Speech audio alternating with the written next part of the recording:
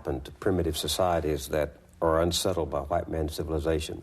They go to pieces, they disintegrate, they succumb to vice and disease. And isn't that the same thing that's been happening to us since our myths began to disappear? Absolutely it is.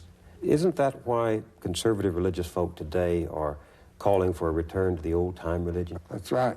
I understand their yearning. In my youth, I had fixed stars.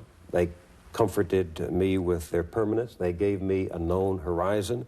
They told me that there's a loving, kind, and just Father out there looking down on me, ready to receive me, thinking of my concerns all the time. Now science, medicine, has made it a house cleaning of belief. And I wonder what happens to children who don't have that fixed star, that known horizon, those myths to sustain them. All they have to do is read the newspaper. I mean, it's a mess. But what the myth has to provide, I mean, just on this immediate level of life instruction, the pedagogical aspect of myth, it has to give life models. And the models have to be appropriate to the possibilities of the time in which you're living. And our time has changed, and it's changed and changed, and it continues to change so fast that what was proper 50 years ago is not proper today. So the virtues of the past are the vices of today. And many of what were thought to be the vices of the past are the necessities of today.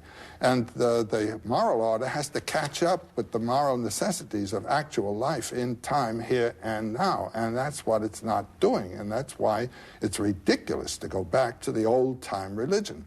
A friend of mine composed a song based on the old-time religion. Give me the old-time religion. Let us worship Zarathustra just the way we used to. I'm a Zarathustra booster. He's good enough for me. Let us worship Aphrodite.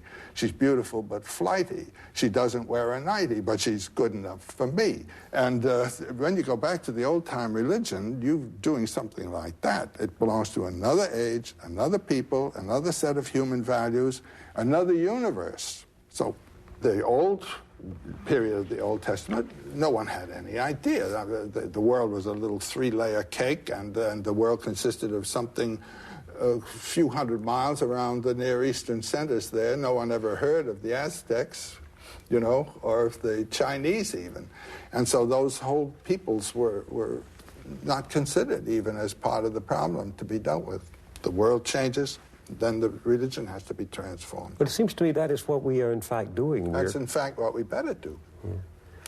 But my notion of what the real horror today is what you see in Beirut, where you have the three great Western religions, Judaism, Christianity, and Islam, and because the three of them have three different names for the same biblical God, they can't get on together. They're stuck with their metaphor and don't realize its reference. So each needs a new myth. Each needs its own myth all the way. Love thy enemy, you know? Open up.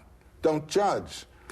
Given what you know about human beings, is it conceivable to you that there is a point of wisdom beyond the conflicts of truth and illusion by which our lives can be put back together again? That we can develop new models? It's in the religions.